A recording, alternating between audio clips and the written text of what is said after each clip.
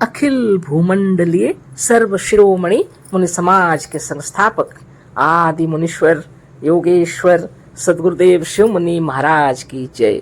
उपस्थित मुनि वृंद, साधु सज्जन वृंद, संत वृंद, साधक वृंद, आध्यात्म ज्ञान के जिज्ञासुओं और प्रेमियों, सभी श्रोता वृंद, आप सभी को मेरा कोटिशः नमन, सप्रेम जय जीव। तो आध्यात्मिक चर्चा चल रही है और हम लोग सदगुरुदेव शिव मुनि महाराज रचित ग्रंथ आत्मबल, मनोबल और इच्छा शक्ति के अंतर्गत अध्याय 9 पर चर्चा कर रहे हैं। उसी के अंतर्गत एक छोटा शीर्षक फिर दिया हुआ है, जीवन और मरण का रहस्य, है ना। तो इसमें तो ऊपर में शीर्षक है आत्मा और मन द्वारा उत्पत्ति, स्थिति और संहार, अध्याय 9, और उसी के अंतर्गत एक छोटा शीर्षक फिर से है, जीवन और मरण का रहस्य। तो आज इस पर चर्चा होगी।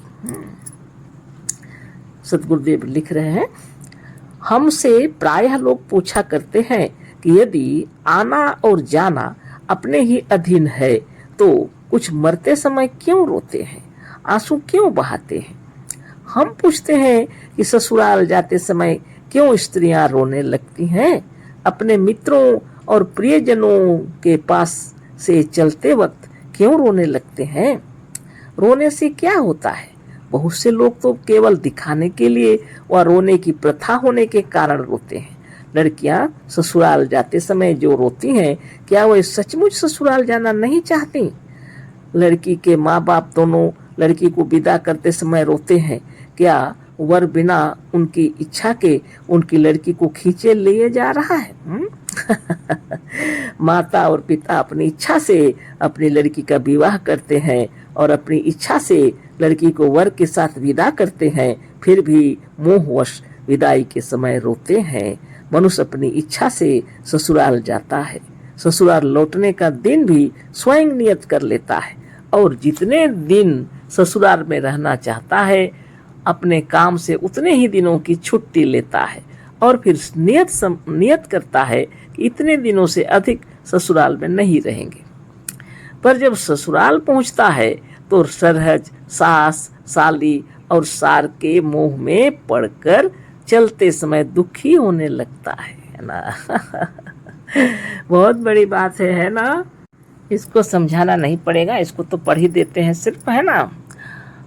तो सास, सरहज, साली, सार और ससुर सभी कहते हैं अभी ना जाइए, पर आप कहते हैं कि हमारा जाना नियत है, इससे अधिक नहीं रह सकते।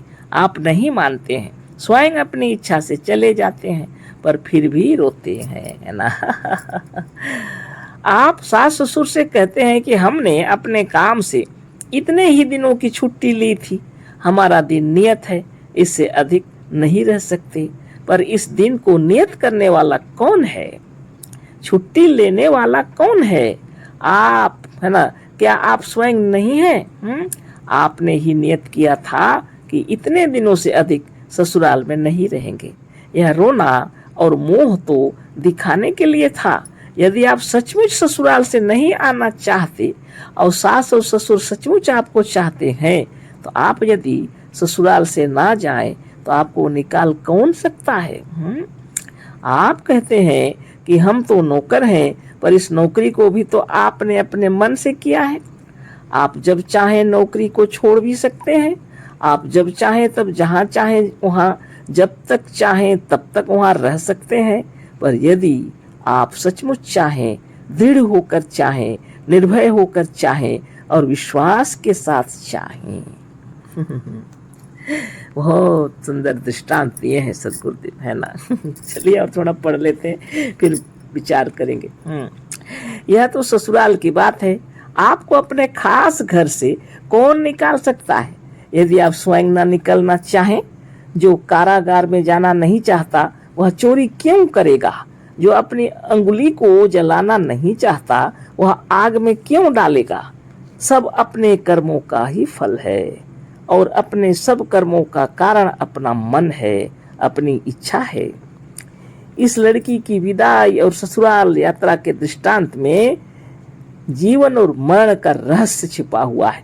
इन दृष्टांतों पर आप जितना ही विचार करेंगे, आप जीवन और मरण के रहस्यों को समझते जाएंगे। इस रहस्य को विस्तार से जानना हो तो सूक्ष्म शरीर, सूक्ष्म लोक, स्वर्ग और मृत्यु का रहस्य नाम की हमारी रची हुई पुस्तक देखें, है ना। इस पर तो बहुत पहले हम लोग चर्चा भी कर चुके हैं, है ना। तो इस तरह की बातें हो रही हैं। सद्गुरुदेव शिरोमणि महाराज की जय, है ना। तो जीवन और मरण का रहस्य जो गुरुदेव लिखे हैं कि हम लोग क्यों रोते हैं, है ना। यदि हम अपनी इच्छा से ही जीते हैं, अपनी इच्छा से जन्म लिए हैं, तो अपनी इच्छा से जब मरते हैं तो क्यों रोते हैं, इसी का उदाहरण गुरुदेव दिए हैं। हम लोग बेटियों की शादी तैयार करते हैं, सब कुछ करते हैं, विदाई करते हैं, लेकिन रोते हैं। कितनी बड़ी बात है ना। मोह तो रहेगा ही। यदि नौकरी है और जमाई साहब अपना ससुराल गए हैं, लौट रहे हैं ठीक टाइम पर, लेकिन सब रो रहे हैं, है ना। ऐसा होगा ही निश्चित रूप से। लेकिन वहीं रह जाएंगे। ऐसी अगर इच्छा हो, दृढ़ संकल्प हो, वहीं रह करके बिजनेस कर सकते हैं, है ना। उनकी इच्छा है। सद्गुरुदेव का कहना है दृढ़ संकल्प के साथ अगर आप रहना चाहें तो कौन आपको निकाल सकता है। दृढ़ संकल्प होना चाहिए। उसी तरह योगाभ्यास करके यदि आप दृढ़ संकल्प कर लेते हैं कि अभी हमको नहीं मरना है, तो आपकी आयु बढ़ जाएगी, है ना। तो बिना दृढ़ संकल्प के तो नहीं होगा। मनुष्य अपनी इच्छा से वास्तव में जीता मरता है। ये रोना ये सब तो सब एक प्रकार का मोह है ना। यदि आप चाहें तो हृदय में विचार कर लेंगे तो संसार में ऐसी कोई शक्ति नहीं है जो आपको मार दे, है ना। इसीलिए गुरुदेव लिखे हैं निरंतर योगाभ्यास करते रहिए, सब बातें आपको समझ में आ जाएंगी, है ना। तो आगे हम लोग पढ़ते हैं। क्या लिखे हैं गुरुदेव। एक मनुष्य कहता था कि अच्छी मिठाई खाना कौन नहीं चाहता, अच्छा दृश्य देखना कौन नहीं चाहता, जीवन किसको प्यारा नहीं है, फिर कोई मरना क्यों चाहेगा। ये देखिए कितने सुंदर प्रश्न है। एक मनुष्य कहता था कि अच्छी मिठाई खाना कौन नहीं चाहता, अच्छा दृश्य देखना कौन नहीं चाहता, जीवन किसको प्यारा नहीं है, फिर कोई क्यों मरना चाहेगा। हम पूछते हैं क्या अच्छी से अच्छी मिठाई से भी मन ऊब नहीं जाता। सद्गुरुदेव पूछ रहे हैं क्या अच्छी से अच्छी मिठाई खाने से भी मन ऊब नहीं जाता। मनुष्य मिठाई से ऊब कर नमकीन खाने लगता है। बड़ी प्रसन्नता और शौक के साथ लोग कलकत्ता देखने जाते हैं, पर अंत में वहां से ऊब कर घर चले आते हैं। ससुराल में कितनी खातिरदारी होती है, पर अंत में वहां से भी तबीयत ऊब जाती है और घर भाग आते हैं। आते समय ससुर या सास से एक ना एक काम का बहाना कर देते हैं। रोग और घटनाएं एक बहाना है, मरता और जीता है मनुष्य अपनी इच्छा से। कितनी बड़ी रहस्य की बात है। बहुत रहस्य की बात है ना। जैसे घर लौटने इच्छा होगी तो नौकरी और डिपार्टमेंट का बात बताएंगे, है ना, जो भी कुछ काम बताएंगे, है ना। उसी तरह मनुष्य मरता है जीता है अपनी इच्छा से। रोग और घटनाएं तो एक बहाना है। यदि थोड़ा सा भी कोई कुछ नहीं होगा तो कैसे आप शरीर छोड़ेंगे, है ना। इस तरह की बातें। वृद्ध संसार से ऊब जाते हैं, कितने तो संसार से ऊब कर अपने को डुबो देते और आत्महत्या कर लेते हैं। जब वृद्ध हो जाएंगे कोई, शरीर सबका एक दिन तो वृद्धावस्था आती ही है, तो शरीर अगर क्षीण हो जाए, ताकत न रहे तो क्या करें, जीने की इच्छा नहीं होगी। कितने तो आत्महत्या तक कर लेते हैं, अपने को डुबो देते हैं, आत्महत्या कर बैठते हैं, लिखे हैं गुरुदेव, है ना। अगर जीवित रहना है तो स्वस्थ निरोग होके जीना चाहेंगे ना। बीमार होके भला कौन जीना चाहेगा। बहुत बड़ी बात है, साधारण बात नहीं है, बहुत रहस्यमयी बातें हैं, है ना। दृढ़ संकल्प होना चाहिए। स्वस्थ और निरोग रहने के लिए नित्य योगाभ्यास कीजिए, सारी प्रकृति आपके अनुरूप हो जाएगी, है ना। शरीर के अंदर प्रतिक्रिया होती रहती है। नित्य नए सेल्स बन रहे हैं, नए सेल्स कोष बन रहे हैं, नित्य नए सेल्स कोष टूट रहे हैं। हर वक्त, हर घड़ी, हर समय नया खून बन रहा है ना। हमारी भावना अगर सही हो, दृढ़ हो, तो आत्मा जब तक चाहे इसी शरीर में रह सकती है ना। और जिस दिन इच्छा होगी तो जाएंगे बिना बीमारी के भी। योगियों के लिए कोई रोग दुख बीमार घटना ये सब करना नहीं पड़ता है ना। देखिए आगे थोड़ा पढ़ लेते हैं। लोग कहते हैं यदि सब अपनी इच्छा पर था तो क्यों कुछ लोगों के पास सांसारिक सामान बहुत कम है। हम पूछते हैं बहुत से धनी पुरुष भी क्यों बहुत कम सामान लेकर सफर करते हैं। हाँ? क्यों बहुत से लक्षाधिपति और तीसरे दर्जे में सफर करना अधिक पसंद करते हैं। क्यों कुछ लोग भोजन मौजूद रहते हुए भी अपनी खुशी से व्रत और उपवास करते हैं। क्यों क्यों बहुत से लोग मिठाई छोड़कर तीताई और खटाई खाते हैं।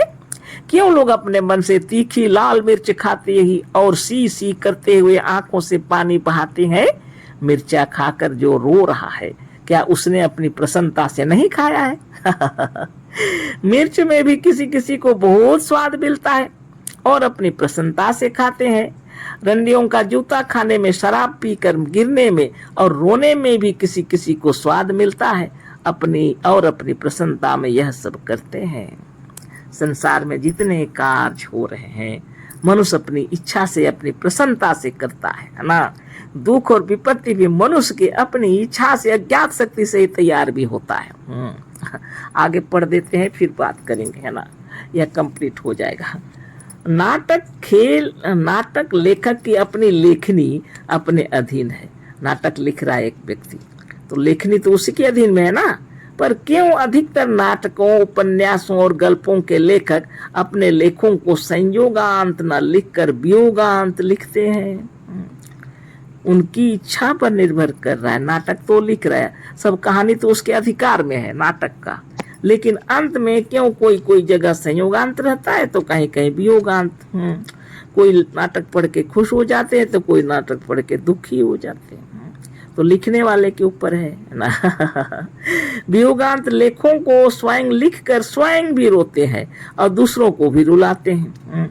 लिखने वाले भाव विभोर होकर नाटक लिखते हैं, वियोगांत लिखते हैं तो खुद भी रोते हैं, दूसरों को भी रुलाते हैं, है ना। जैसे कुछ लोगों को कड़वी तरकारी और लाल मिर्च खाने में मजा मिलता है, उसी तरह से कुछ लोगों को रोने में मजा मिलता है। बहुत बड़ी बात है। कुछ लोग विचार कर लीजिए, कुछ लोगों को कड़वी तरकारी और लाल मिर्च खाने में मजा मिलता है, उसी तरह से कुछ लोगों को रोने में मजा मिलता है। सबकी अपनी अपनी प्रकृति है ना, सबकी अपनी अपनी इच्छाएं हैं, सबका अपना अपना पसंद है ना। आगे पढ़ते हैं। बहुत से अपना मरना इसलिए चाहते हैं कि लोग उनके मुंह में रोएं और पछताएं। हाँ ऐसा भी होता है, इसलिए लोग कभी कभी आत्महत्या कर लेते हैं कि लोग हमको अभी तो नहीं पसंद कर रहे हैं, मेरे मरने के बाद मुझे याद करेंगे। ऐसे भी लोग हैं। कुछ दूसरों को रुलाने के लिए अपनी जान दे देते हैं, कुछ दूसरों से पश्चाताप कराने के लिए मरना चाहते हैं, कुछ अपने सिद्धांतों का प्रचार करने के लिए मरना चाहते हैं, कुछ अपने शत्रुओं को फांसी दिलाने के लिए मरना चाहते हैं। बाप रे बाप। कुछ लोग संसार से विरक्त होकर मरना चाहते हैं। मरने के अनेक कारण हैं, पर बिना हमारे चाहे, बिना हमारी इच्छा के मृत्यु हमारा कुछ नहीं कर सकती। इन लेखों पर विचार कीजिए। जितना ही आप इन पर अधिक विचार करेंगे और इन्हें कई बार पढ़ेंगे, उतना ही आप इस सिद्धांत को समझ सकेंगे। संसार में सबसे अधिक शक्तिमान तत्व हमारी आत्मा और मन है। ईश्वर, देवी देवता और भूत प्रेत सब हमारी कल्पना से उत्पन्न होते हैं। सचमुच इनका अस्तित्व नहीं है। सचमुच जिसका अस्तित्व है उसका नाम आत्मा है। एक आत्मा ही सत्य है और सब उसकी कल्पनाएं हैं, है ना। तो बहुत सुंदर बात है ना। ये अध्याय 9 जो है पूरा हो गया। कितनी बड़ी बात है। जीवन मरण का रहस्य भी मालूम हो गया, है ना। सब हमारे मन का खेल है। आत्मा और मन द्वारा उत्पत्ति, स्थिति और संहार, इसमें किसी देवी देवता और किसी ईश्वर का इसमें कोई भी बात नहीं है ना। कोई वो है ही नहीं, ना ईश्वर है, ना देवी देवता है, ना भूत प्रेत है, सब हमारी कल्पना है। यदि किसी का अस्तित्व है तो सिर्फ एक है और उसका नाम है आत्मा। स्वयं आप अपना आप है ना, यही आत्मा ही सत्य है और बाकी सब इसी की कल्पनाएं हैं, है ना।